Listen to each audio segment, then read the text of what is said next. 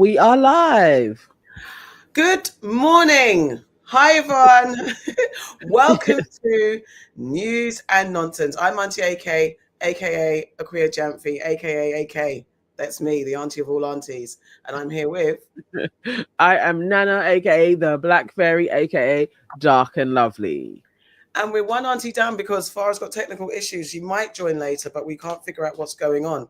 So it's just me and Nana, and it will be a quick one today because... Anyway, I'll tell you afterwards. Anyway, because the world is literally going to hell, we thought we'd bring you the news and nonsense our way. We'll dig through all the stuff that's happened this week and give you our take on it. We're here to help you separate the wheat from the chaff, the sap from the crap, what you need to know from what you don't need to know. But you must do a few things. Nana, take it away. Yes. You need to book the like button now. Please book it. Book it right away on entry. And also sign up to our YouTube membership as well. It's just $1.99 to support us and $4.99 to be a member of our family. And if you are already a $1.99er, you can upgrade and become a member of the family, so you get access to our membership lives as well. I'm dropping the link in the chat as we speak. Yes. And by the way, guys, we've made it this far. You need to know that we are sharing our opinions. We are not experts, and we've barely had enough time to research anything. This is the ultimate Aunties WhatsApp group. You want actuals and factuals, ask TLC or Google. Thank you. We could literally change our minds next week. Any links shared are for you to go forth and figure it out your damn selves. Thank you, please. Yeah. That's it. Hello, good night. Okay? Hello, good night. Hello, good night. Yes, it was left. Oh, well done, Yvonne, for leaving the gym. I'm very proud of you because I have not left any gym for a little minute. To be fair, it's because I got sick, so I couldn't go to the gym, but I'll be back on it. Oh, so like I said, it's going to be... And good morning, Aaliyah. Hope you're well. Good morning, Aaliyah. Thank you for being an early bird with us. Sorry, had to shift it because I'm going to the BAFTA Awards. I got a last-minute invite, like midweek. I've been running around trying to find something to wear, and I have to leave the house at 2. So I need to go and beautify myself and get all my sorts myself ready. So we're doing a quick show today. Yeah. So let's get into it. First and foremost, we've had the big Super Bowl extravaganza. Mm-hmm. It's been a thing. It's been the topic of conversation.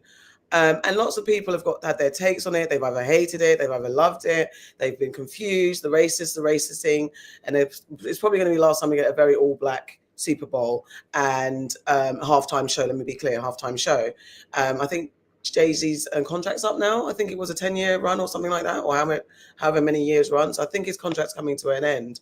So we don't know. That's interesting. So when I was watching Joe Budden, they were saying that, it's probably going to be some rock god like U2 and stuff like that. Bring somebody like that back. I'm not mad at it. It can be whatever.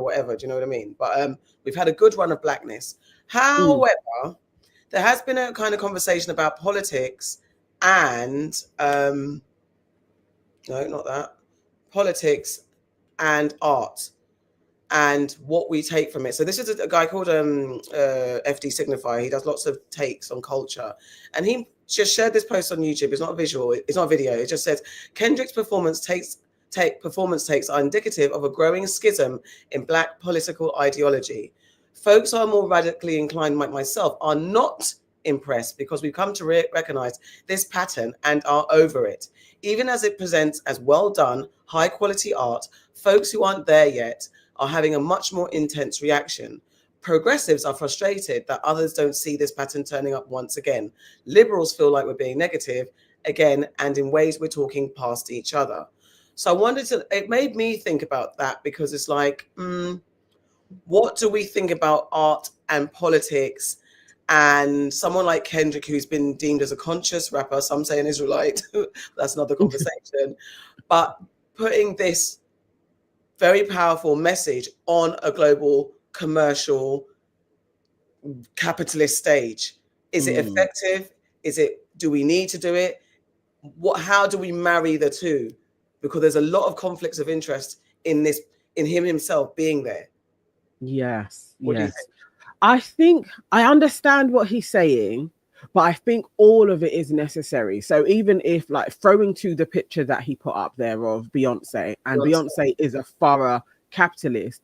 And this did feel like you're jumping on the kind of natural hair movement, like Black radicals, but you yourself are a rampant capitalist. So you're jumping on a moment that Black consciousness was having.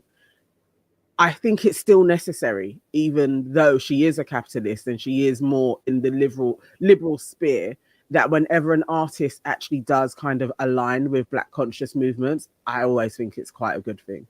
Yeah. And I think it shifts something in people's perspectives. In a world where you have so much Cardi B's and Nicki Minaj's and Drake's, if you have one person that is doing something that is leaning more to consciousness and they're out there in the wider society space, so to speak, the public forums, I think it makes a difference. I think it makes a difference too. And it is because you don't want to be taken for a ride. And as we've seen, we'll probably have Stormzy on our main show, Enemy of Progress. So we won't get into Stormzy right now. But just for when you align with, because I think I've got anxiety when it comes to Kendrick, because I have been a fan for so long. I love what he talks about. And we've been let down by so many artists. And it is very, as much as you, like, we know, and especially as a grown-ass woman, I know I'm not going to align and put all my faith and dependence and hope on celebrities, because I know they're just humans. However, it is still hard to enjoy someone and really connect with what they're saying, rate what they're doing, and then couple years down the line or half an hour because they got some money waved in front of them, they literally do an about turn. It's it plays with your emotions, especially when in such a fraught time, you lean on people. And I think I think now, because we've all said this, do not use celebrities as your idols. Do not do that. Do not place them on a pedestal. But it is, and when the celebrities say, I am not your role model, do not have me as your role model, there's a little bit of Emperor's New Clothes in this conversation, because you can't detach. You can't expect people to engage, buy your music, dance your dances, sing your songs, rap your raps, watch your films, buy into what you're selling, and then get indignant and try and retract and say, oh, well, don't blame me, when you do something that contradicts everything you stand for. And it's the same thing with Snoop and the rappers that decided then to do an about turn and then perform. And we all know what you're about, but it doesn't mean to say we can't get taken in. And it's really difficult. So I think it's important to really, I don't know if we can let celebrities get away with it when they do an about turn. And I don't think we can blame it for being taken in either. Yeah. I think it's that. I think when they do that about turn, they need to hear. They need to hear from the masses that this actually isn't okay. Because in the same way that you got there through mass action, if it's buying, attending, when you do something that contradicts what we thought you was, that we were buying into and spending our money on you and with you, I think you have to hear it and you must feel it as well. I mean, this is a thing. I don't think Kendrick is going to do an about turn, but history has shown us that he could do. Especially now, because now he's done this on the Super Bowl. Who knows what opportunities are being presented to him? Yeah. And boy, that would be very disappointing. I think we needed this moment though, for Black folks all around the world.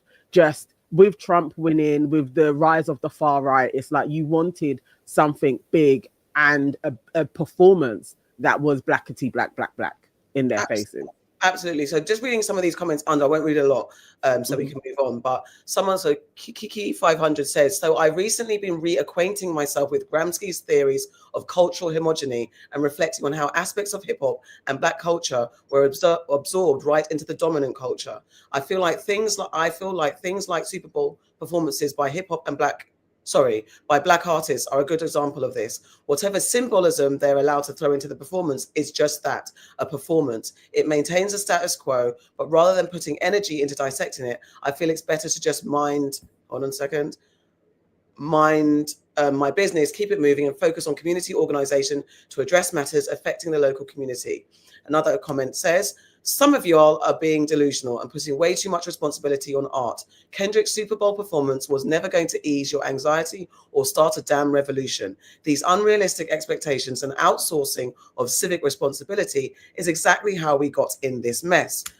And the last one I'll read, one more I'll read. I don't expect, Dave Spaceman says, I don't expect a piece of art to radicalize someone overnight, nor do I think it's the artist's job to do that. But in the off chance that it does open people up somehow, I think it is a win in my books. That being said, I also acknowledge the fact that artists can add social commentary while having fun with the art form as well, without needing to overcook. And the last one I will read, someone, FNZ01 says, I think as Black people, we are far too harsh on ourselves. It was a 13-minute musical showcase. The response to this has been inflated, in my opinion.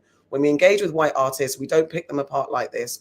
On one hand, we bemoan that hip hop has lost its way, that when an artist does at least attempt to amplify and celebrate, it's not radical enough. We can enjoy the halftime show for what it is, a musical showcase. There's a few things there. I'm kind of leaning towards, I think it was Dave Spaceman or yeah, actually all of these comments, I agree with everything that everyone said. There's little aspects and everything. So from it just being a moment that just is a moment to pause, because I think Dave Freed, Kendrick's business partner, and he's directed Not Like Us video, and he works on a load of things. He said it wasn't about the hits. People are also complaining that they didn't play enough hits, and it wasn't just like a boppity bop concert, like, you know, Madame Joyce commenting. Other, you know, in hip hop stalwarts are saying it wasn't enough hits. But Dave Freed's like, it wasn't about the hits. It was about what we wanted to do and put a message for the world about America. It was beyond Drake and the beef. That was a catalyst, but that's not what it was just about. There was so much symbolism. It was important. Share your thoughts. I'm going to find another thing to share. You know what? Just to go back on Madame Joyce, and she isn't the only one that had criticisms and was like, I just wanted to watch a performance and be able to bop along and not have to use my brain. But the amount of vitriol that she has received for just sharing her opinion on this is kind of wild. It is. Like, literally people just going in, even on our comments, and we don't even talk about it for that long. It's literally like a 3-minute segment of us discussing Kendrick and Serena and Stephen A. Smith. But people are going wild in there, calling out all sorts of names. And it's like, again, this is art. Yeah. Art can be critiqued and people can be for it and against it, and it should be able to live in a space. I would think that's what he would want, is discussions anyway. And for some people to be like, yeah, that wasn't my cup of tea, and they should be able to say that without being virtually flogged on the internet by thousands of people, like, and then turning it into this kind of like African American against Black British culture. And it's literally like, it's just not that deep. It's just one person wanted to dance and other people wanted to watch something. And as you said, she's not the only person who said this. She's really not. She's really, really, really, really not. So this again, Spike Lee shared this article. I'll find the name of it's this woman here in the comments who wrote it. Just to quickly go through that. Not strategy. So more viewers. Sorry, just I've got to lift my camera up. More viewers tuned in to watch Kendrick Lamar's More viewers tuned in. That's 133.5 million people tuned in to watch Kendrick Lamar's Super Bowl halftime show, and they witnessed a rousing concert by the 22-time Grammy-winning, as well as 1 Pulitzer-winning artist. So Mr. Lamar provided a layered spectacle of cultural and political illusions, encoded in percolated propulsive rap, 13 minutes of profound protest art. So then there was symbols like a square, a circle, a triangle, and an X, like playing a game. Oh God, sorry. Here's me being an auntie. More than a few people noted the nod to masks worn by the guards in the dystopian South Korean drama Squid Game, in which poor people compete against one another in a series of sadistic games. And when I first saw the symbols, I, along with many others, thought of the PlayStation controller buttons. Both references point to one main conceit for Mr. Lamar's premise, the gamification of the elusive American dream, which for too many has become the dream deferred, as in the Langston Hughes poem, Harlem. He doubled down on the gamification thing when he rapped 40 acres and a mule. This is bigger than the music. Yeah, they tried to rig the game, but you can't fake influence. Talking, yes, about his beef with Drake, but also extending the metaphor to indict America and white homogenic power. Mm-hmm. By citing 40 acres, Mr. Lamar was alluding to Field Order Number 15, a promise to allocate some 400,000 acres of land once owned by Confederates to former black slaves. The promise was broken when Andrew Johnson, Lincoln's successor, overturned the order in 1865.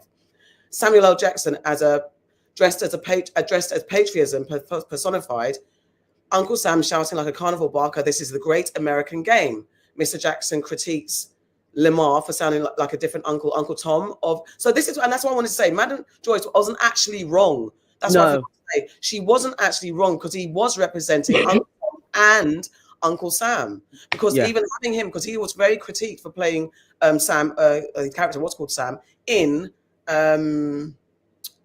About Stephen. Yeah, sorry, Stephen, not Sam. It was Stephen playing Stephen, the very Uncle Tom guy. In Django, he's been criticized for that role a lot, and that meme that goes around with him hugging the white man, that is the embodiment, the epitome of someone who's just been an Uncle Tom for their white bosses. So it was layers. So Madam Joyce actually wasn't wrong in her Freudian slip, as you say. So anyway, Uncle Tom of Uncle Tom's Cabin, striving to placate, subdue, and dilute. At one point, Mr. Jackson calls Mr. Lamar too loud, too reckless, too ghetto, which is a criticism of black people. This is a harsh reminder of several injustices. We can go into that. There's more. I'll share the link. It also records Sandra Bland, who refused to put her phone away during a traffic stop. She got murdered. So all of these things, I don't know. There's a lot to read. I'll put this in the group because otherwise I'll be reading for too long. But also the character also recalled, as we said, his role in Spike Lee's Chirac. If you haven't watched Chirac, he is a narrator in that. Chirac is a really good film. It got slated. It's another Spike Lee film, but I really loved it. And again, as we said, Stephen the house slave. There's a lot to it, but it's just more than that. There's so much you can read into this thing. It was on a big, powerful stage, and it's got people talking, which is very important. Yes, yeah. No, it really has. It has. Strike 22, I think that is what it is, says, oh, here we go. Where was your first one? Let me stop checking. Now I can't see it. That was a good... No. Celine Dion says, Madam Joyce and others criticizing need to understand not everything is for you. Let it go. But to complain what wasn't for you wasn't good is wild. Do you know what it is? I hear you. The thing is, I'm getting to that stage which is annoying when you're a debate person in a discussion, because let everything happen. You're going to have the backlash and you have to weather the storm. The problem with Madam Joyce's take was that it felt ill-informed. It felt a bit like, I'm going to jump on what I've seen people that I kind of like say, and I'm just going to spurge it out. It's not one to talk lightly. If you don't like it, you must have a strong reason, but you will learn. Because if you don't mind, if you're not in bed crying and upset about the backlash, then you just sharpen your sword for when you're going to make these takes again. Or you ride with it and say, look, this is what I say. I'm pop culture. I don't need to go deep. This is how I feel. You've got to find your lane. But if you really are going to enter the chat seriously, you cannot pick the surface level top lines and not really do your research. That's just... Yeah. I would agree.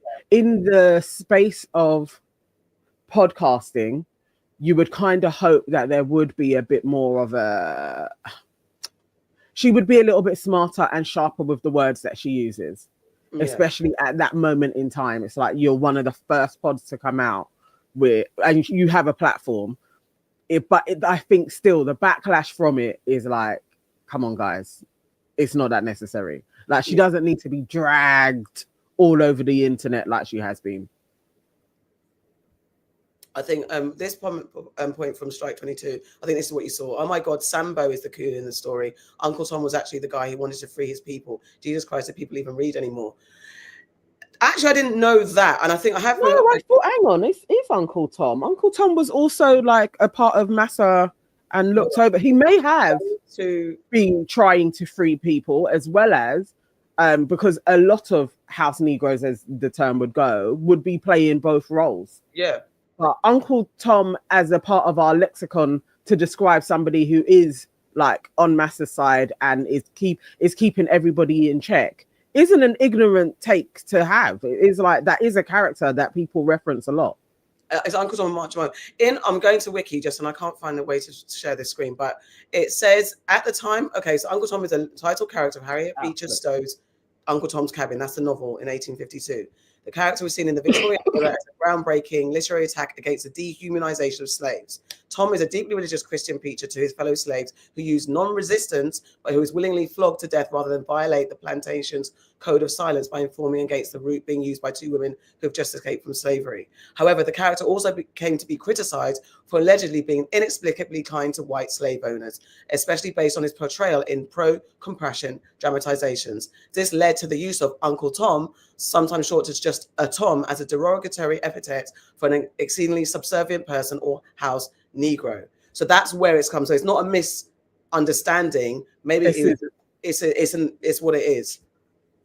I think you can have a specific to the story, and again, with any story, it's up to interpretation. People could be like, well, no, he was still on the rights of freedom, but how he wanted to do it was different. People have called Martin Luther King an Uncle Tom because, again, it was the non-violence approach.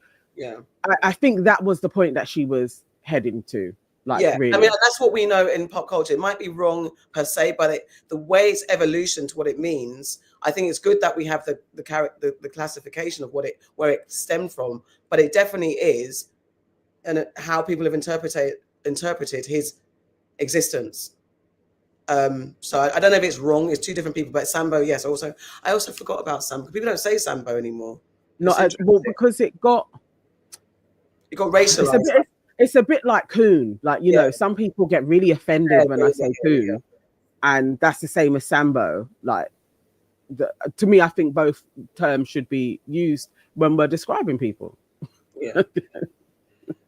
But so speaking of Kendrick, we also had we did, and then and the protests we had. Hold on one second, let me get myself together, and I'm not in the right. I'm not. All right. Whilst I sort that out, God, I'm in the wrong thing. So we also had the protester who called Zul Kwaneen Nantambu, who staged the protest during Kendrick's Super Bowl halftime show by unveiling a Palestinian and Sudanese flag to highlight global human suffering. So I'm just trying to line up his video here. I absolutely love what he did. I think that almost that was like the cherry on top for me. Actually, his action is well on there, and that in loads of different people's videos, you could see the flags in the background as well. And it's like, I appreciate that he did that he seized the moment, because it could have gone absolutely left for him, especially in this climate. He could have been thrown in prison, who knows? But that he was out here really giving us another moment to reflect on what is going on, because Sudan has had very little coverage of their war. It had totally died down that people were even still talking about Sudan, that they are still at war, and they should be a part of the global news as well, because the war there is directly influenced by the West in the same way as Congo and Palestine. So I'm glad that he did that. That means a lot. I had someone in the comments. I say I had because it was me that said it in the comments of our main show, because with Angie Lamar possibly, and I think I'd said that the fashionable issues of the day are dealt with, and then tends to be problems with Africa and Caribbean get overlooked. And someone was like, I hope you're not referring to Palestine as fashionable, because that's quite offensive. And I said that that's not what I meant, but it is also, there are certain wars and issues that take precedent, and for some reason everyone jumps on. I've said it, I've had different ways of having this conversation before, and then problems in Africa especially and the Caribbean are not in the forefront unless it really, like Congo's only just broken through for the mainstream zeitgeist. I don't know why. Maybe it's because of all the interest in minerals and land grabbing and immigration. If for some reason it's coming up, and Sudan is starting to creep into the forefront as well, but it doesn't happen. And so fashionable might be a trivial word to use, but it is true. There's no other word to use to describe what the mainstream media focuses on for whatever political power gain. So maybe I shouldn't use fashionable, but it is something. I don't know what other word I can use, but there is a thing. I don't know what I know what you're saying, but I think that's kind of how news, information, and spotlights work. Like in the same time as George Floyd was killed, there was also 6 other people that were killed, but not in the same gruesome way, but Sure. they were killed at the hands of police nonetheless. And sometimes it's just one story can galvanize the world at that moment in time. And you can try and piggyback off of that news cycle. Now, there is, and the reason why so many people, especially who have the Palestinian plight in their heart, would be like, no, this isn't fashionable, is because it's been going on for over 70 years.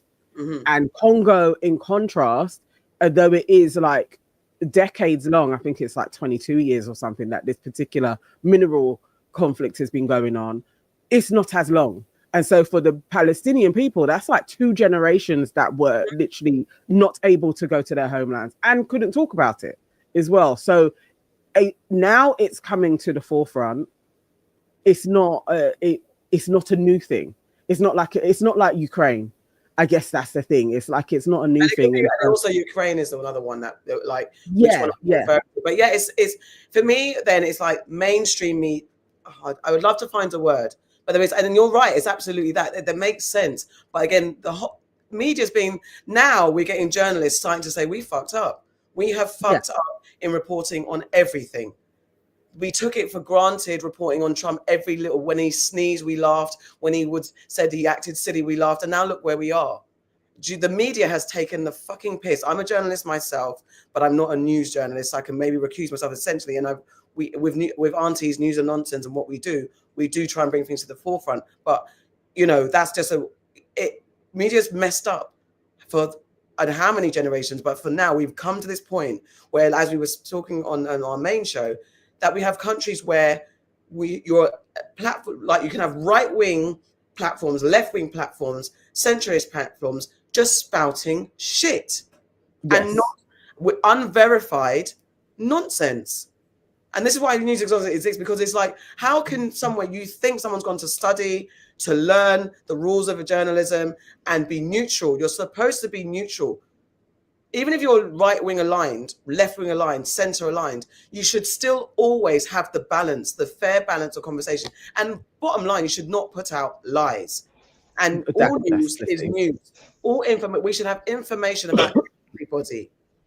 It shouldn't just be. So then when you talk about everything, there's so much through lines, there's so much threads of similarity, where actually you don't even need to have just focus on Palestine, just focus on Ukraine, just focus on Congo. You can actually do news where these are the threads that tie everything together. And it usually points to some power hungry person in the West. Yeah.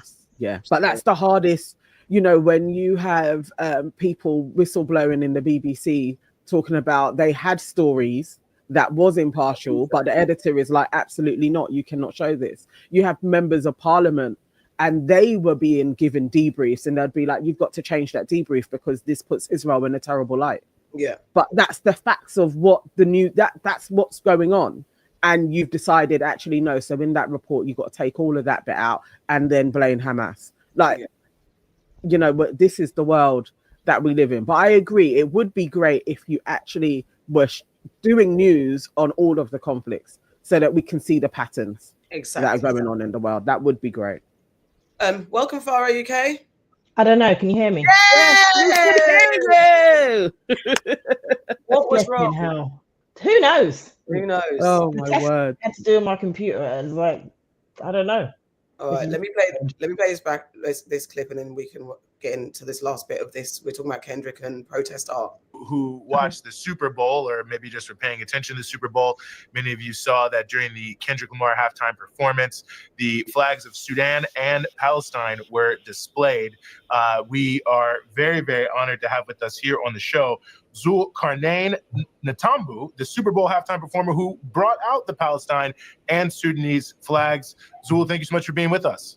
Alhamdulillah, Zulkarnain. How you doing, my good man? Oh, man, I'm doing very well, thank you. I appreciate you being with us, brother. Is the audio good? Audio is good. You're loud and clear. Okay, thank you. Yeah, it's an honor to be invited to this platform. Thank you very much. No, thank you. And I guess I'll just ask you the first question is what moved you during this moment to take this action, to bring out the flags of Sudan and Palestine? Well, as we were going through the rehearsals, I just was reflecting on why I was chosen to be here, because I know we were doing a lot of rehearsals, 2 weeks, 8 hour days, and I'm like, I got a lot of other stuff I could be doing.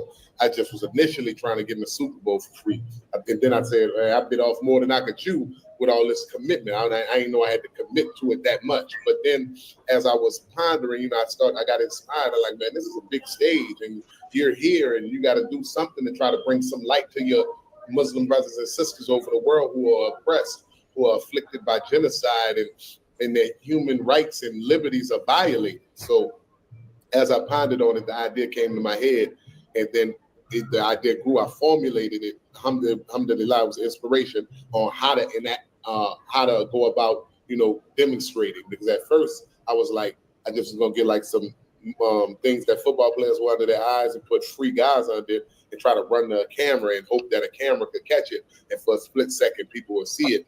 But then as I watched Kendrick Lamar do his show, because we did many rehearsals with him, and I saw like the symbolism that we all saw from Sam Jackson playing Uncle Sam, the men formulating the flag, and then that's what made me think about getting the flag for Gaza and for Sudan, because I'm really kind of tired with their communities, from many Palestinian brothers and sisters I know here in Sudan and in Canada, and Sudanese brothers and sisters I know here that share with me the atrocities of what's going on in their homeland. So I kind of got connected to them in that regard.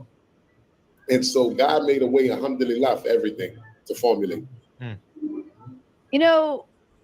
Your act. It's a long piece. I'll show it in the group. Guys, what do you mean he's a tether?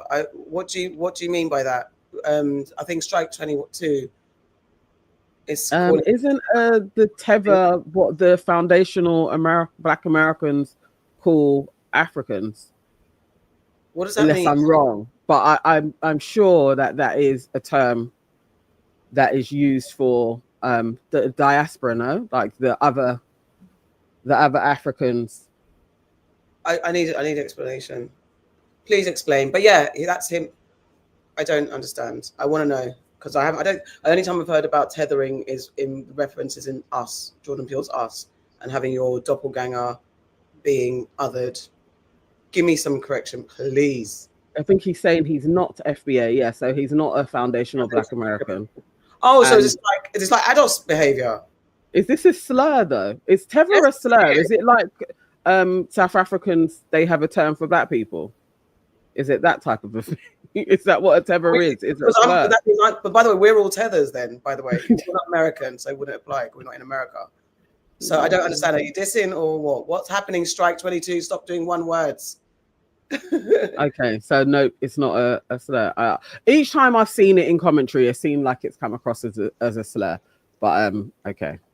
Okay, well, let's move on. If you don't want to back your chat, you don't want to back your tether chat. means we copy Black Americans.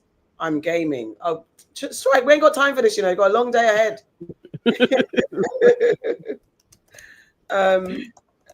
And you're not going to get us. Okay. All right. Next story. My God. So, Trump updates, because how can we not? Speaking of art, Trump has taken over the Kennedy Center in a woke culture war. So the Kennedy Center is a major U.S. arts institution founded in 1958, hosts the Kennedy Center honors. In a historic move, Donald Trump has been appointed board chairman, vowing to reshape programming. He's dismissed the previous chair, David Rubenstein, and fired multiple Biden-appointed board members, including Anthony Blinken and Karine Jean-Pierre. Trump, who has never attended the center, installed allies like Rick Grenell in newly created roles with veto power over board decisions. His intervention marks a first in Kennedy Center history. So you've got people like Shonda Rhimes, Issa Rae, and some other Black people, not just Black folks, who have resigned their position at the Kennedy Center because of Trump. Talk amongst yourselves while I set up the clip. Have you heard about this? Did you know? I've heard about it. So he's basically appointed himself, from what I've understand. Yeah. Is that correct? Yes. Sounds dictatory to me. Sounds dictatory to me too. And I think, basically, the story will set up why, because it's to do with LGBTQ stuff as well. It's basically. Oh, God. So I saw that Issa Rae has cancelled a show or something that she had there. Yeah. Okay. So Shonda Rhimes did it first. She was like, I no longer want to be a part of this. And then following that, Issa Rae did. And I think this is what's going to start to happen. And a few hours ago, performers marched through the streets of D.C. to demand their place on the stage after those controversial changes at the Kennedy Center. Our Katie Lusso caught up with them. Tonight, this group walked half a mile from Washington Circle right here to the Kennedy Center. Their message, they're not going anywhere. Armed with passion and bubbles. And a strong message for the president. Members and allies of the LGBTQ plus community made their way from Washington Circle Thursday night, pausing, of course, for much needed dance breaks. Before arriving at the Kennedy Center, loud and proud. We're here because Donald Trump, in typical Trump fashion, has done some shady maneuvering to get rid of the board at the Kennedy Center and essentially install himself as dictator of the arts. President Trump has said moving forward, drag shows will be a no-go at the Kennedy Center. We're not going to let people steal our joy. Tara Hoot, a popular drag queen in the district, believes she should be board president. Why not me? I'm the people's princess, darlings, and the Kennedy Center is a place for everyone. Thursday night, she and others voiced their frustrations with the way the president has portrayed this community. Kennedy Center has always been a home for everybody, and now it won't be. And I hope there's somebody who will listen to us and try and stop it. They say they wish the president would be more understanding. I wish he understood that we are more than what he tries to make us be. That at the end of the day, we are not any sexual beings, that drag is for everyone and drag is love, and that's what we're here to promote. Until then, they're standing strong on their message.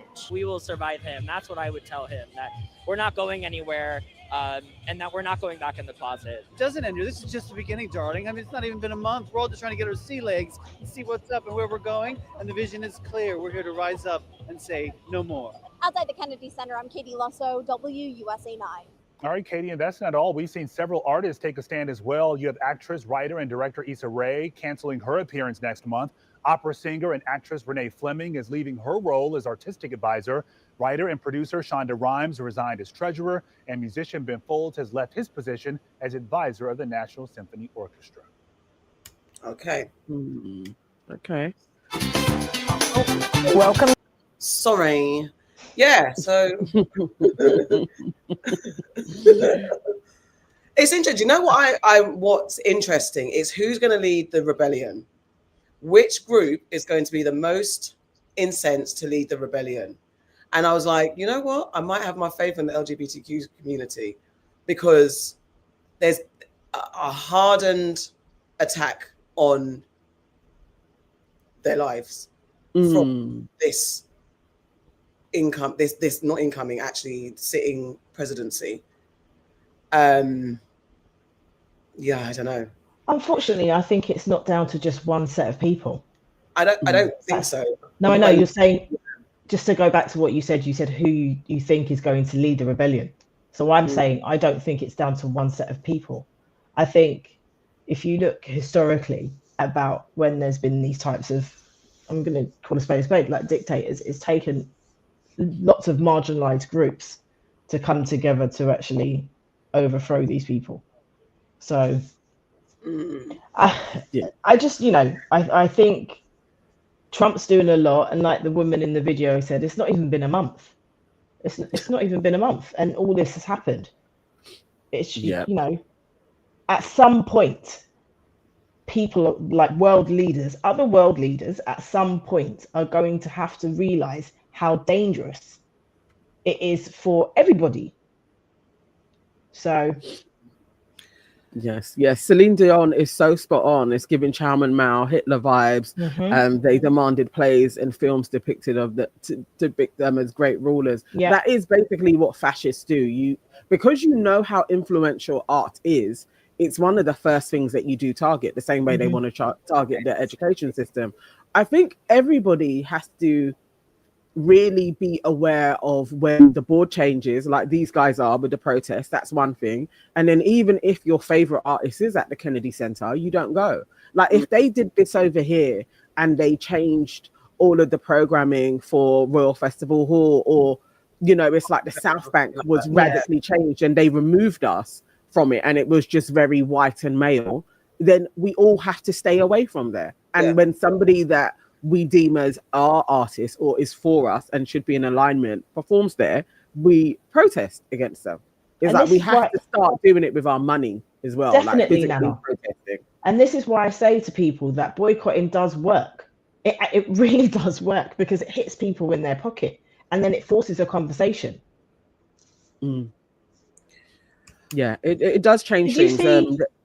Did you see the Starbucks? I think it was a Starbucks CEO that came out and he's in a press conference and he's saying that they're being really hurt by the boycotting.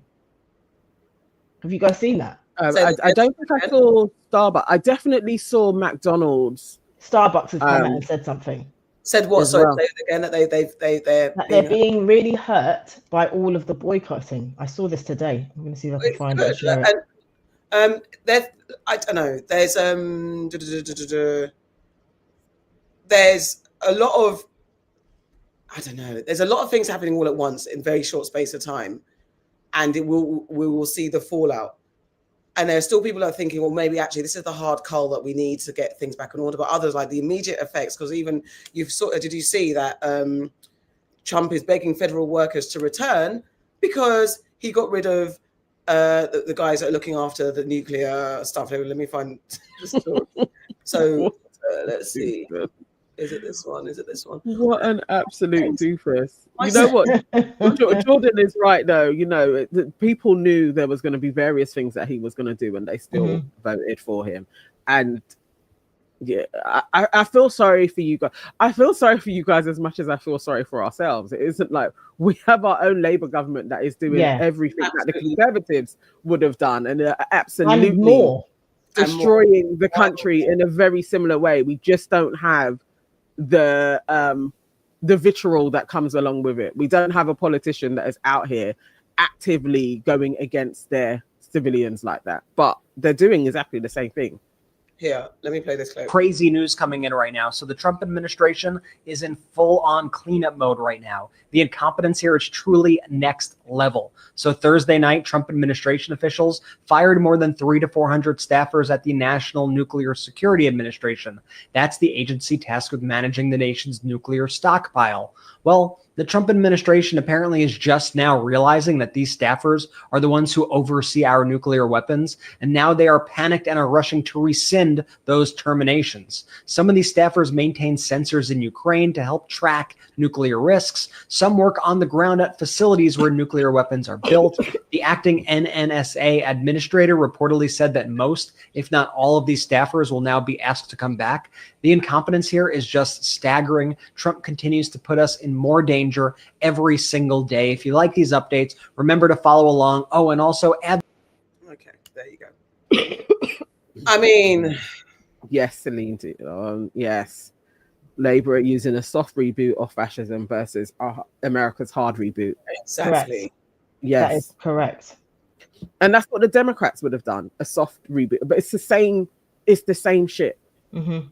They're all marching to the same destination. Some may get there faster than others. Who knows how this is gonna work? You know what else is just for European news, that loads of countries are in flux, and Ukraine saying that we actually need a European army now because America are withdrawing their support to actually like look after Europe, because America is going to have to look after itself when it goes to war as well. So we should all, it was time ago that I was saying, you know, the West is going to totally implode. Give it, what did they say? I think it was like 2040. It was definitely going to happen. It's not far away now. It's 15 years to the end. So again, what is everybody doing? Where are we all going to go? Because we ain't got to go down with them. Remember, we were placed here. We were brought here. We can also leave when we're ready. You guys having wild conversation in the comments. Yeah, we don't need homophobic comments.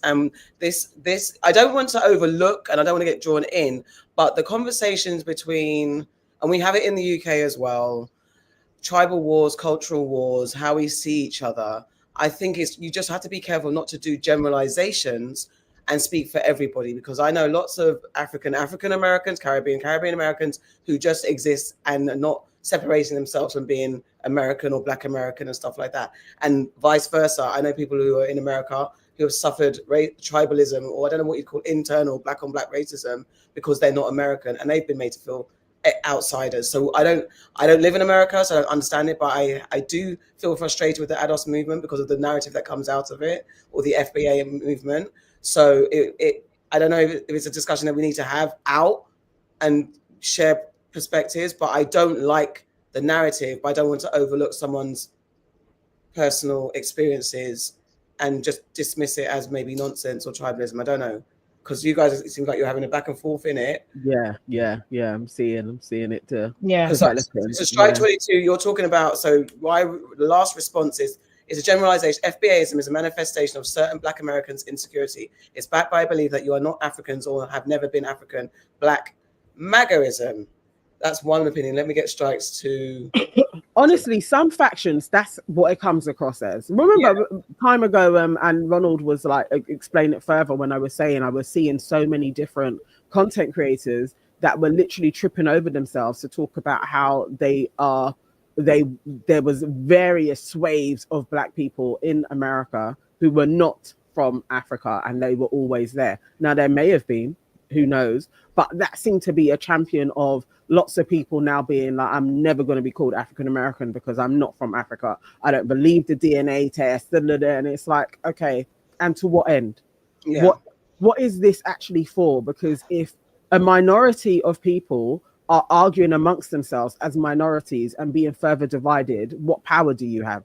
There's a reason why Malcolm X would travel around to all of the different African countries and to Palestine back in the 60s to get a groundswell of people who were like, we are going to fight against the West. Like, there's a reason why you get together, and arguing amongst ourselves seems so reductive and redundant. It feels like a part of white supremacy.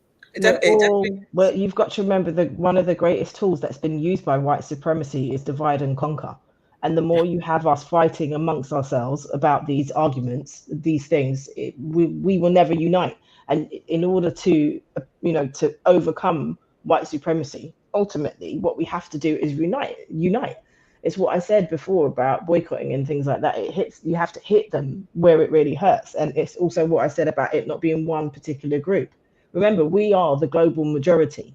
And the more we understand that globally we're the majority, and then we understand the power in that, rather than us being in fractions. Oh, okay, well, these are Caribbeans, or these are Black British people, or these are Black Europeans, or these are, essentially, we are the global majority. That's what we are. And, there's fascists all over the world. There's racists all over the world. White supremacy has been in charge for so long because divide and conquer. I think this point of Strike 22 says, in the Western world, it has shown Black people of those areas, obviously, I guess, Africans and Caribbeans or whatever in America, that most groups don't really ride with us, and it's time for people to stand for their own groups. I don't want to speak for someone who doesn't live in America, but I can't believe that you have all Africans and all indigenous Caribbeans in America saying, well, fuck you lot, we're not going to get involved, because I will say, I'll stand on it and say that's not true. It's absolutely not true. Then you might have individuals that might be like, yeah, we don't like those Americans, or we don't like, but it's a back and forth thing.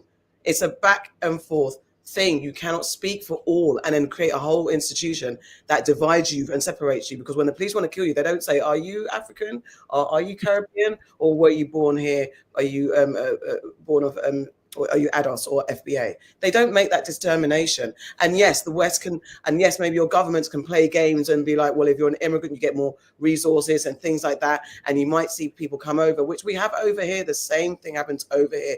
Other cultures come over and they thrive. Because sorry to interrupt you, but again, that is the nature of divide and conquer. Because they want it to seem that if you're an immigrant, we know, we've looked at the stats, that they want it to seem like if you're an immigrant, you are getting more and you're taking jobs, so that then the focus is shifted from what they at the top are doing. You little rats down here, you fight amongst each other. We're going to continue to be the 1%. Yeah. So Strike 22 is saying that's exactly what's happening now. Like I said, I don't want to undermine what you're experiencing, what you're seeing. Please explain and say more. There's other people, DRP says the FBA movement is crazy and insane. My roots predate the Civil War in America too, but I don't believe in a division. It's actually really sad. It's just sad. I think no matter what, you can speak about individual experiences. You like, if I was to sit here and say, well, when I was younger, my friend's sister called me a derogatory African name and she was Caribbean, and so for that moment I'm going to only move with Africans, I wouldn't have no friends. I wouldn't have a if I was to sit here and say that I've been called by Africans a slave, so what, I'm never going to speak to anybody ever again because this particular person made that comment to me. It's wild. It's these things have been fed to us. We've been taught not to unite. We have to get past that. We have to, and I know it's difficult because in the moment, I know it's difficult. I know in the moment it's difficult, and there's lots of misinformation about both sides. We had so many years of flies on bellies, distended bellies, and mud huts as being African. That was it. Where you had Africans themselves saying we are embarrassed to be African. Let me find a few. There's a recent video from Fuse. Absolutely, and then also you've got to understand that as Caribbeans, we were taught that you don't want to go back there. I watched a video yesterday of a gentleman. In fact, I've got it, and he mentions that he was taught. It's an American guy, and he talks about the fact that he was always told that there's nothing in Africa. You don't want to go there, and then he decided to go and see for himself. And he said he got on a plane, and everybody on the plane was European. And he thought to himself, well, if you're telling me that there's nothing there, why are all of you going? Yes. Because that's what they have fed us. That you don't want to go there. There's nothing there. Okay. Why are you going? A common theme that definitely is all around the diaspora was the same thing. Like there isn't anything there. There's no business opportunities. You're better off over here. And that's the whole thing of when we do mass movements to leave, they stop it. They stop you from leaving because it's needed. I think that woman's rant that's gone around is super viral, where she's talking about, white people are only 7% of the global population, but they dominate. And I think the land mass is like over 65% of land mass is white owned. Who's keeping white supremacy going? It's everybody else. Because they actually don't even have the body power to do it. If everybody was like, "Bun, you guys, we're taking our land from you. You all have to leave," like they're trying to do in South Africa. Yes, you have Americans being like, "Yeah, come back," because they don't want to fight. So we have to then start being like, "Okay, what is this? What is this?" And even as Strike 22 was saying, it's like we're creating a line. Why are you making a line? What is the purpose of this? Whenever there is movements of Black solidarity, in whichever way it goes, even if it's just to hair, there always seems to be a faction that is like, that's also not good enough. No, there's a line now. This is the acceptable Blackness. This is the status of Black that we should all be. Why is that even needed? Can we not just collectively be like, look, we need to fight against this bigger demon here and not amongst ourselves? You're on mute. Sorry, Strike 22, because you're leading the voice in this conversation. I'm only 33, and in the short time I've been alive, I generally haven't seen these other groups riding for us as Black people. We spend more time picking up everyone else's struggles. Do you mean other groups outside of Black? Or so you're talking about maybe Jewish communities, Italian communities, East Asian, South Asian communities? Is that what you mean? Because that's another different conversation. Because you spoke about the guy who did the protest, he's obviously a Black American, maybe an African Black American or Caribbean Black American. But so you mentioned it when he was on screen. He called him yes, or they have said yes outside of Black. Okay, that's a different conversation because you referenced the guy that was Black on screen to me. Okay, yeah, you called him a tether.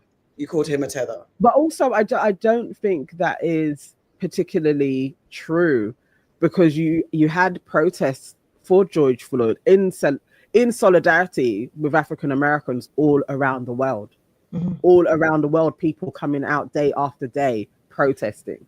So there are definitely mass movements that are absolutely in solidarity with Black Americans all the time. And Fred Hampton's politics. Fred Hampton, he spoke to Black people, and he also was galvanizing the working class whites of America as well to join. He wasn't actually separatist. He was trying to gather them all together, and he got taken out because they saw him campaigning around America to galvanize all the working class and say it's not a black and white thing, it's a class thing as well. And he was doing that, and he was getting to the unions and stuff like that. So he was taken out because of that, literally because of that.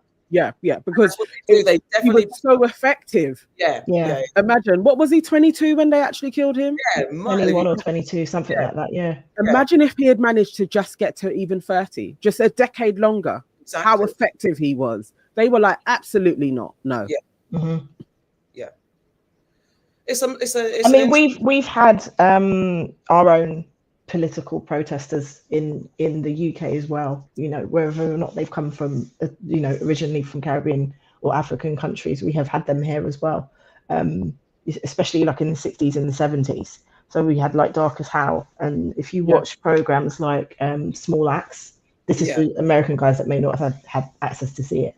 There's a series called Small Axe, and it follows some of the protests that went on in London, and you know, some of the things that have happened here. We've had a lot of stuff ourselves. I just think that someone mentioned in the comments that they've been trying to really understand blackness outside of America, and I think it is important to look into that, because you'll notice how aligned some of our conversations are and our experiences are as well. You know, it's just not fed to you in the same way that we get your stuff. So I think it really would open up your eyes a bit. Absolutely. And Strike 22, come on, I'm just putting this here, like, don't be silly. You have crazy people that are not aligned and didn't like Kendrick's show in America too. And the shows are global, it was internationally shown. So it's not like we can't, you're allowed to comment on it. You're going to have all types of takes. And as we've said, she is not the only person. She is not representative of every single voice in the UK. Who's that? Sorry, I missed that. Madam Joyce. Madam Joyce, because like the comments on Kendrick, that's one person. That's one person, and I'm sure. And I have watched loads of people in America talking about exactly. You've got no them talking about the show that they didn't want. They wished it was more poppy. You've had Charlemagne the God talking about what his playlist should have been. So guys, come on. That's a low. That's one person. And as far as what you said about Black Caribbeans being mistreated in the Windrush experience, absolutely, this is my point. It's not just to one place. It's universal. And the Windrush experience actually wasn't only Caribbeans. It was also Africans that came over. The Windrush experience it's called the Windrush experience because of one ship. But in actual fact, there was lots of people from a period of time that came over and experienced a lot of things. Predominantly, I would say that what you're hearing about is a lot of the Caribbeans, but it wasn't just Caribbeans that came over during that period. I mean, our parents came over at a similar time. Yeah. And I'm Caribbean and these guys are African, so. Yeah, I was going to say. And they were caught up in, like, there are a lot of Africans that were caught up in the same thing, like not having their citizenship. Absolutely. As well. It's the same thing. One of my old employees, he was born in this country. I spoke about it on the pod quite a while ago, but he was born in this country. And because his mother wasn't a citizen when he was born here, he found out as an adult that he couldn't get a passport because they said, you're not born here. And he had to apply for this stuff. And they said, it's because you were born between this period in the 80s and that period in the 80s. So you're not considered, you don't have birthright, as you say. So he had to go and apply for all of that stuff. And this is someone that never ever left the country. He only was getting his passport because he wanted to go on a holiday with his friends. I try and dig it out, so I can't remember the name. There's a book I've got, and it's set in 60s America, and it talks about the Caribbeans that came over to America, the battling and the fighting they had to do with Black Americans. This has been a long tribalism thing, and we've had it over here. We even have our similar kind of conflict between African and Caribbeans when it comes to who led the protest. Africans and Caribbeans because they built these borders. I'm just saying, I'm talking about actually when it even comes down to pushing for Black rights. We have the same conversation over here where there's definitely the first wave of Caribbeans who endured, because they were the majority for sure. And so with that leading the resistance, but there were Africans involved too, but there's been a erasure of Africans, there's lesser known about the Africans that were involved in that movement. So then when we have our tribalistic wars, it's like, well, you Africans didn't do anything. It was us that led the way in getting us rights. We have this all the time, and just all boils down to what we keep repeating. It's a muchness. We don't want to, what we do need to do is be more educated. What we do need to do is not take what's given to us in schools or given to us on the surface level. Dig down, because when you dig down, you're going to know that there's a bunch of Black folks mucking in, regardless where they're from, trying to fight for our rights collectively. And white people. And white people too. Asians just call themselves black. South Asians But- black people.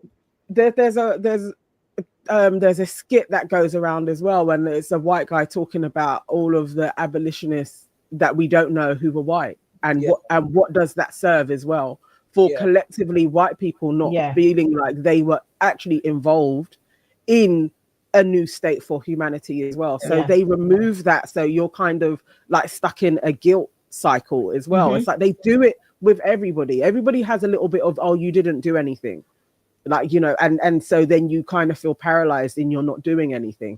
But actually loads of people from all around the world, all different views, were involved in collectively making humanity better. Because when you, and it's just how it's sold to us, like it was only one, or you know, but it's not that. Fractions again, isn't it? Yeah. When you think about it, no matter which group leads, because it's as it's similar to some of what we were saying about UK. If we get behind what's going on in Palestine, it then can help resolve other issues. Sometimes that works, sometimes it doesn't. But it is the sentiment is whichever group it is fighting for the rights, then whatever laws get made, it helps everybody else that's in a marginalized group. Do you get what I'm saying? Unless it's very specific. This is only for this group because of their actual cultural needs. Generally, when the laws are changed, it benefits everyone. So let's just all get together. And I get there's nuances. There are definitely nuances to every group that needs certain specific things. But on the mainstream, especially when the government's just turning off everything, we need to get back. And that's why going back to the whole beginning of the story is that we are complacent, we are apathetic, we're all keyboard warriors. We might do a little march, but how far are we going to take it when the day-to-day is more troubling, when you want to pay your bills, when you want to fall in love, when you want to just sit down and watch TV? Who's going to get up and really fight the charge? So that's why I'm like, the group that's the most incensed, I'm looking at, if it's not just black folks, we love to ride or die. We do protest and we do fight for our rights. Maybe it's the LGBTQ community, which is all-encompassing. Everybody, in theory, is all about free love, be yourself, represent who you are, and love who you want. And in that movement, that might be the movement that we get behind, because that might be they might be the people that are most angry at this point. Who knows? Who knows? Could be. Who knows? Could be. I don't know. I don't know either. Speaking of, oh God, there's so much. I'm actually not going to sit with Trump for too long because there's so much we could talk about. We can talk about Elon Musk and his crazy behavior, and the fact that he's drawing you to the time. Okay, it is almost 1:45. Okay, so let's move on. Gosh darn. Okay, Jay-Z, Eric Adams, their charges have been dropped. Could Diddy be next? Jay-Z's, so you know. But it was the Diddy, and it was a case that they were both tied into. That was they were. Yeah. So I don't know. How do you feel? Do you think that part of it? Do you think it will lead to? No, because I think it was that particular case. Yeah, that's what I think. It was the that case particular was case. It was a terrible case because remember when the woman actually went, as she did, like I think was it CNN, and her story from then sounded really crazy. And then Busby actually had to put his hands up and be like, he's working with a bank of lawyers on this as well. And nobody had properly vetted her case, had really gone into the minutia of it. So, yeah, he's got to be better, basically. I guess this is the thing with Jay-Z. Like, you got to be better. You got to, you got to aim a little bit tighter at him if you're going to try and come for him. All right, I don't need to. That's why I think he was so confident when it came out. Yeah. Okay, so let's jump to. We can deal with some of these next week. Okay, what do you not think about? Let me play this. What do you think about Grenfell Tower being destroyed? There's been some backlash. So basically, guys, if you know, 8 years ago we had a tower block in West London that was burnt. Was a horrible situation. However, our Deputy Prime Minister Angela Rayner has confirmed that Grenfell Tower will be demolished over the next 2 years in a process described as careful and sensitive. The government cited significant structural damage and the impracticality of retaining parts of the building for a memorial. The decision has been met with anger from Grenfell United, which accused Rayner of ignoring the voices of bereaved families. While the government insists it has engaged with the community, survivors remain divided. Some see the tower as a sacred site and a symbol of justice, while others say it is a painful reminder of the tragedy. The next step is to appoint a specialist contractor to oversee the demolition, which will take place after the 8th anniversary of the fire in June. The government has also pledged that materials from the site can be used for a memorial if the community wishes. Let me play this video. People showing their opinions.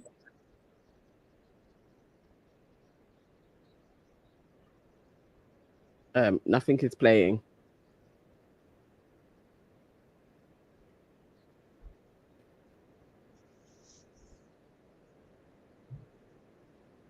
Nothing's playing. Do you know that? Nothing's playing.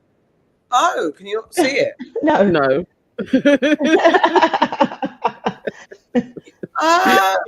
Because I can see, we can see that you're sitting there watching it intently. Yeah, and they're like, it's like, no, can't see nothing is anything. playing.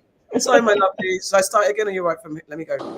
And to tell you the truth, it was a nightmare for me.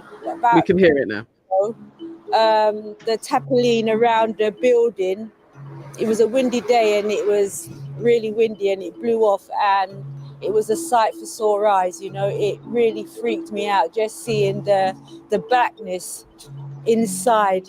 You know, just from far, the blackness from the fire and that. So that was really distressing for me. You know, I think it's pretty sad, in my opinion. I mean, if it's been demolished for safety reasons and so forth, I understand. But if they can preserve it and save it and rebuild it, I think that'd be really good for the community. And, you know, it stands as a legacy for the lives that were lost and the community that knew the people as well. I moved here a year ago, so I'm not like London born, but I've been integrated into the community to understand the impact that this, you know, horrible tragedy has had on the community. You know, seeing the Grenfell marches, being there for the marches, and you know, seeing Forever in Our Hearts graffitied all over West London. You know, I understand the impact. So I can understand for the families and the grieving families, it's sort of a sight for sore eyes, you know, a everyday reminder of what happened to those closest to them. But in the same breath, you can also argue that having that tower there is representation of, hey, don't forget this terrible thing that could have been avoided, you know, that got a ton of people killed. Well, I think it's a bad reminder of if it stays up, it will be a monumental disaster. And I think for the new people who's going to occupy the present one they're building, it's not good for them or the community to have something like that reminding them of disaster every day. I think it should be taken down. I'm surprised that it hasn't happened sooner, to be honest. I think that it's probably not safe to have it up, but I think that the people around should be asked how they feel about it, because obviously it means a lot. And yes, somewhere where people remember, and I think they should probably put something else in place of it. And then we get yeah. I was going to say just okay. Go on. I was going to say I grew up around there. I lived in a tower block which faced Grenfell, so like it's in a very built up area, and I lived on like one side of it, and I went to school on another side of it. So this is something that I would see all the time. I know people that have family that were in the building. I know people that had friends that passed away in the building. I know people that had family that passed away in the building. I know people that survived the building. I know people that worked around trying to get the families help after the tragedy. I went to places after the tragedy to try and do my bit for the community as well. I've gone to marches. So this means a lot to me, and I'm not even someone that lives there now. What I will say that I find disgusting is that these conversations are being had before anybody has served any kind of time or been convicted of anything, any wrongdoing in the lead up to this tragedy. That's what I think is disgusting. Stop talking about what you're going to do to the building and start talking about what you're going to do to the people that caused this building to burn to a crisp and for people to lose their lives and their homes. There are still people who have not been permanently rehoused, and you're talking about knocking this down. And I'm not saying that you shouldn't, and I'm not even saying that you should. Speak to the victims, speak to the community before you make these decisions. But before any of these conversations are had, it is in the poorest of taste to have those conversations before anyone's been convicted. That's what I think. I think it stands that nobody is going to be convicted for this. There still hasn't even been any criminal charges brought. No, that's I my don't point. know of a government that is going to do it because they're all they're all tied into this. They know, and even if they do demolish it and rebuild, is it going to go back to a government housing or is it going to be a private scheme again? You know, it's like, I just think that it's so shit all around. I prefer it stays up so that we're all constantly reminded of how shitty our government is, and that this was allowed to take place and nobody even did 6 months inside. Just as a, you know those shitty pissy sentences that they usually give to like rich folk anyway. Like not even one person even has that. Nobody has a criminal record. Nobody has a criminal record. They know that it's wrong because they've had to go round all the buildings that had the same materials and remove them because they know that it's wrong. They haven't even done that to every building. They've not done it to everywhere, but they have started doing it to some places. Yeah.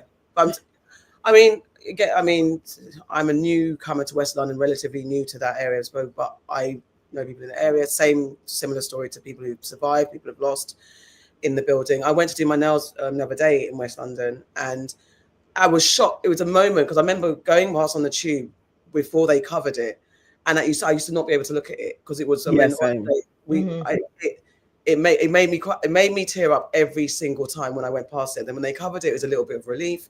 Every so often, and where I was at that point, where the shop is positioned, you look up and it's just there, and it was a really shocking. It felt so close. So it's such a weird. It's such the positioning of that particular tower is such a weird position. Like you can see it so far. It's almost like the London Eye. It's almost like the Gherkin or the London. You know what I mean? It's got such a significant spot. So in that moment, it teared me up again. So I was wondering about whether it should come down or not. But it is. I think it should be a stark reminder. But then obviously I don't live there. So for people who are pain, it's painful.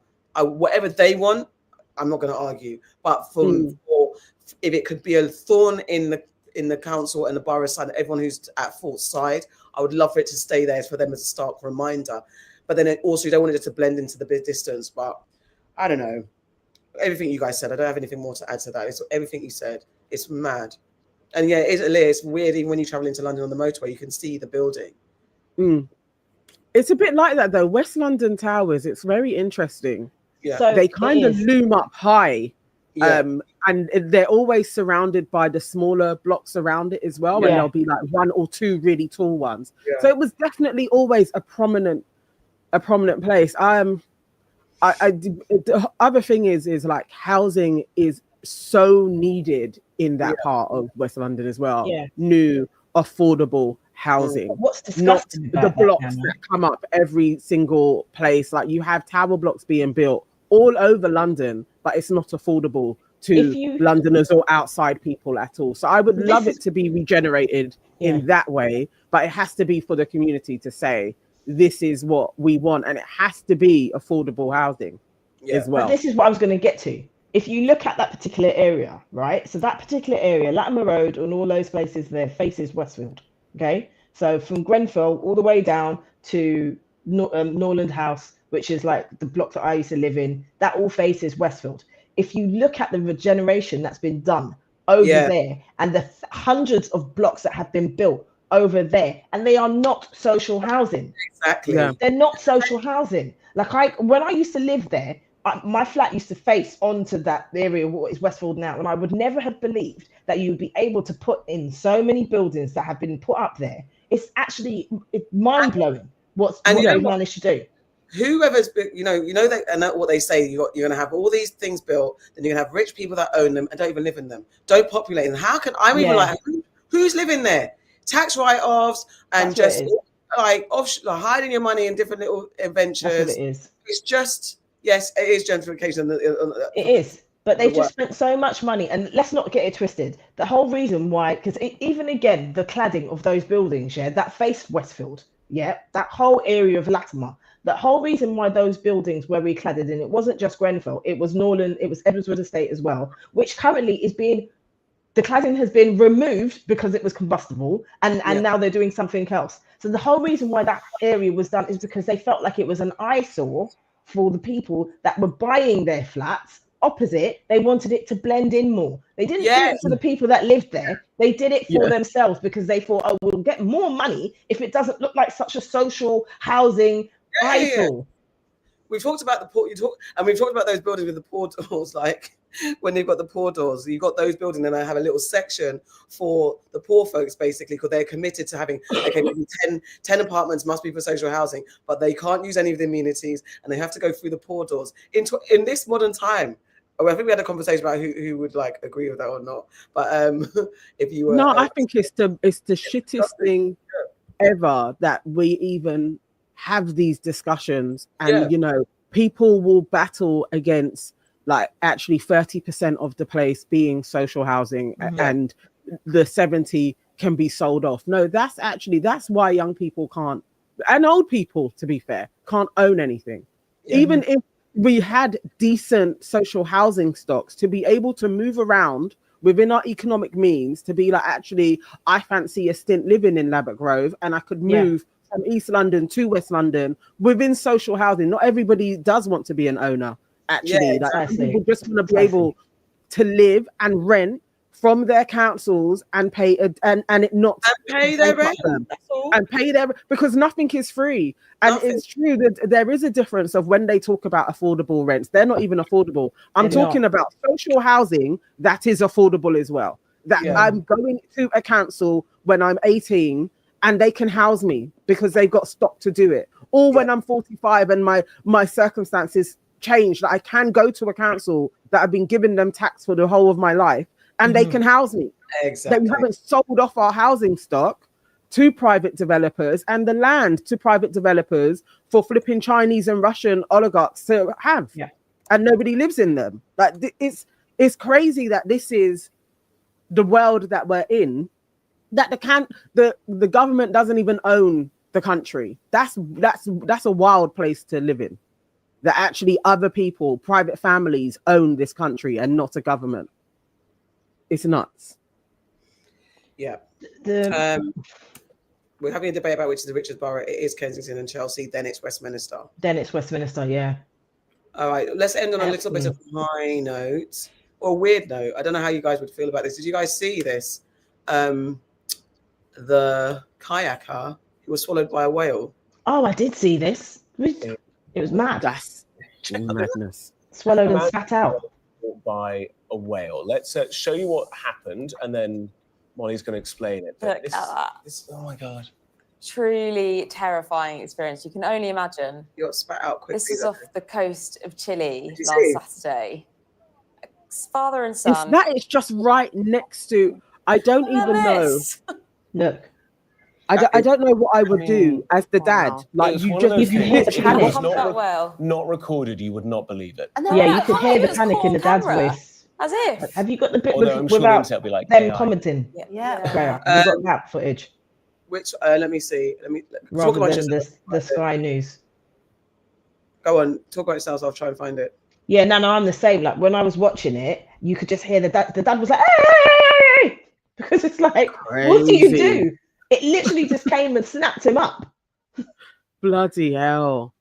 I was reading, I don't know if there's visuals of the guy actually talking about it, but I was reading his account of he just felt like slime. Yes. And then opened his eyes in the mouth and then he was out again. Yeah, that's what I saw. His bit and the dad's. Like, can you I don't even know. I don't know what type of angel that is that you have. That was like, the whale was like, okay, and now let him out. Like, yeah. I was just saying hi. Hello, person in the sea. Oh my god. What the, maybe he was like, oh no, too much. Hey, ya, vente.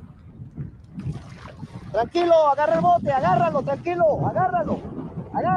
Sí, yo pensé que me había comido ya y que me había tragado, pero ya cuando salí entendí que claro, probablemente era por curiosidad que se había acercado la ballena o quizás como para comunicar algo. No lo veo, ni veo el bote, entonces me sorprendí, me preocupé y después veo que sale a la superficie y después de él sale el bote a la superficie y después veo una parte del cuerpo de la ballena. Tranquilo, vamos. Oh, stay calm. Oh my I god. know. Vente. That's so scary. Will Smith the goat said the whale must be traumatized. I can't imagine seeing my little Amma on the kayak. And first of all, why are we kayaking anyway? No, I'd be shit scared. If I saw my child go, oh my God. Listen, when I went to Dominica last year, Egypt is like a fish in the sea. And I'm not that much of a good swimmer, but she's amazing. So she was like doing snorkeling with my nieces and nephews and stuff, yeah? And she was just going off far. And I was like, I can't catch her. If something happens, I can't get there. Oh, Lord. It's a lot. But it's an amazing experience. Most of the time, I'll give you one. Let's see, we got one more fun one. Okay. And there was something else I saw that was. Oh, did you see? This is just another water thing, but it's just. It was silly. It was just something scary, and you've gone. Your audio's gone off. You press mute. Yeah, you're still muted. I know. Let me come back. I know. Today. Just this. Researchers say they have captured what's believed to be the first images of a rare deep sea fish. This is the video showing the black. Oh yes, saw this. Fish, which tends to live thousands of meters below the ocean's surface. The fish looks shockingly similar to this fearsome face from the hit Pixar movie Finding Nemo. Biologists spotted the rare fish while they were out on a shark research expedition near the Canary Islands off the coast of Africa. Like, why do you exist? Like, listen, seriously. No, it's not why do you exist. It's what else is down there. What else is down there? Why has evolution made you look like this down there? Like, what's going on? What's happening? Like, seriously. It's an antenna, I think. It's not an no, antenna. that's an eye. An eye. It's like got an eye at the end of it. Like, this is weird. What is happening? I don't really want to know.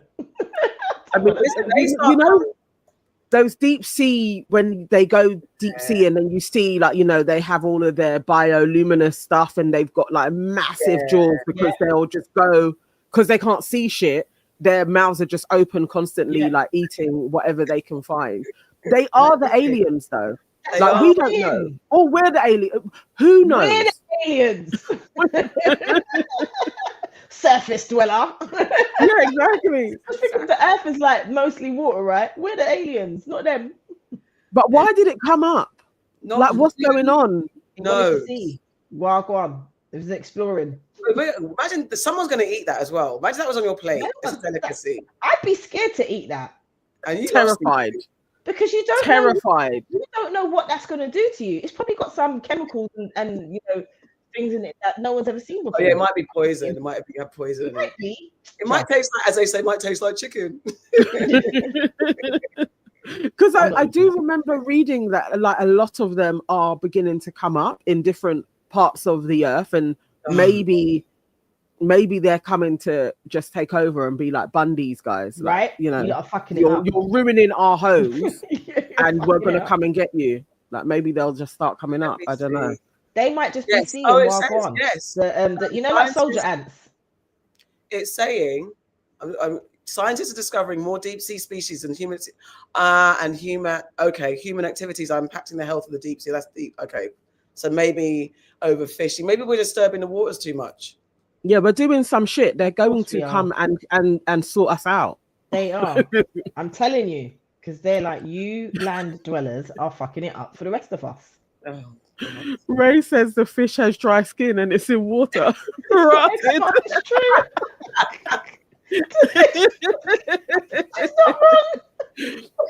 Oh my gosh, it's true. Imagine. I can't. If I saw this coming towards me, I would flat out. Look at the mouth. Why is it teeth like that? Why are the teeth like that? Look, and there's more inside. Can you see? There's like another layer. There's a second row. I'm not. A third row furthermore. In the back, like the throat. Yeah. Your throat. Why have you got teeth in your throat? Why It's long. in your throat? It's actually okay. Like, Again, I'm not fighting. It's fine. You can take me. Nana's got no defense. Like, nah, it's fine. None whatsoever. I'm gonna get eaten. I'm gonna get eaten. Gonna play dead. I told you, that's my trick. If he swallowed you, you're dead anyway because he's got teeth everywhere. Yes. You're coming out of bare puncture holes and you're just gonna drown. It's it. okay. Let's check this as well. Yeah, look how big the thing is. Yeah, look how little its fins are. It's just a weight. Mad. Let me see how big are they. Let me see how big. It's just a weight. Look at his flipping. I'm not cussing anyway because for all we know they can hear us. So no, you Listen, look lovely. He Fish, can definitely you look hear. lovely. Whatever you are called. Oh, you're great. they're only 6 inches long. Oh God, that's even scary. So it's quite small. Oh! So like a piranha. It's like a piranha. That's scary. I don't like that. No, that's actually that is smaller though. To be fair, Yeah. So if you're in the sea with a piranha, are you comfortable? I'm not gonna see. I said this. If this acts like a piranha, nah. It looks like it's gonna act like a piranha. Why has it got all them teeth? It looks like it ain't got all them teeth for no reason, you know. Kind of looks like. Oh my word! You know what I saw the other day through Jonathan? A maka turtle. Oh, they're cute. Put it in and see if it's cute. Maka. Ezra said 6 inches is plenty.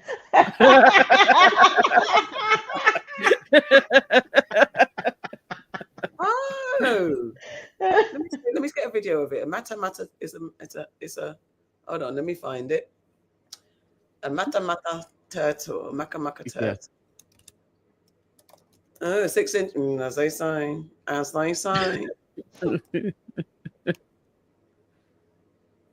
6 inches the average for a Caucasian? I think studies say. Nano. That's what I remember reading. Nano. It's cute. Hold on. I need to go. You're not going to have me looking at animals. You know I love this shit. this will be the last one. Look at this. I like it. I think I like it. I want a turtle. A mata turtle. Okay, look. The mata turtle is truly unlike any other turtle you've ever seen.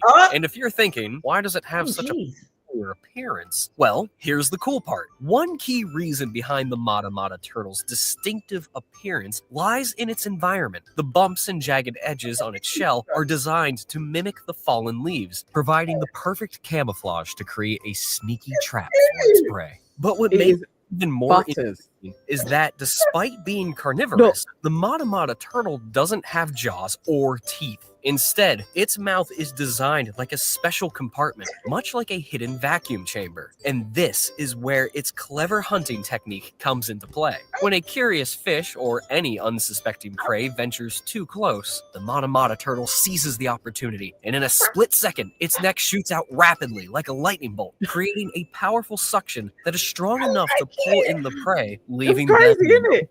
I want one. Like it's like it doesn't have a face. I love animals. I love What is wrong? No, what's wrong? Did you see how it eats? Yes. How big does that thing get? How big? Oh, I saw it. It was huge. They were big. It was like And the you want to get size next of to it? and I couldn't figure out what the hell it was. I was like, what? What looks is that? like a leaf. Crocodile? It's got camouflage tendencies. It looks like a leaf. Cute. Yeah, nature is wild. But yeah. Nature is wild and powerful and amazing. We respect you, nature. I love you, nature. Whatever, man. Respect you. All power to you. All power to the water gods and the air gods and the land gods. I beg. Can we just talk very quickly about wireless? No, it's not like wireless is for the youth them. But so Drake is doing Headlining all 3 days at wireless. Yeah, oh, serious? Oh, that's good. Go ahead. Yeah, his rebound, like this is what I want him to do. I want him to just focus on what you're good at and just crack on with it. Yeah, that's it. I have some feelings about him saying Drake and the man them.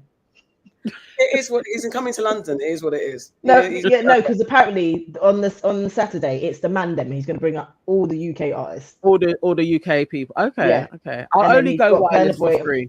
And Vibes Cartel. I'd go to see Vibes. Okay, I mean, look, Drake, do your thing in Wireless it. is just too young, though. That's the only reason. It's just like It's too it's young. so It young. ain't really if you're in VIP, you know. It really wasn't Oh, at really? all. Okay. It wasn't. It was basically all of our age was in there, and it was actually quite fun. Yeah, VIP will be When fun. I I wouldn't mind that. had the hookup. I don't have that hookup no more. If I get that hookup, I'd go for free. I'd say Drake. Like that. Say Drake. I don't think I'd go. All right, guys. Yeah. Thanks for Okay. being with us. I have to go and get beautified. I will share pictures of the buffed halls. Will you? Are you guys going? I will. Well, I am going to be share at pictures. Melvin's thing tonight at house party in Oxford Street. Are you coming, Farrah? I'm debating if I'm gonna come. Okay. I need to. Yeah, I'm thinking I might. I see how I feel. I might. All right. I was we feeling like I wanted outside. to, and then I don't know what happened.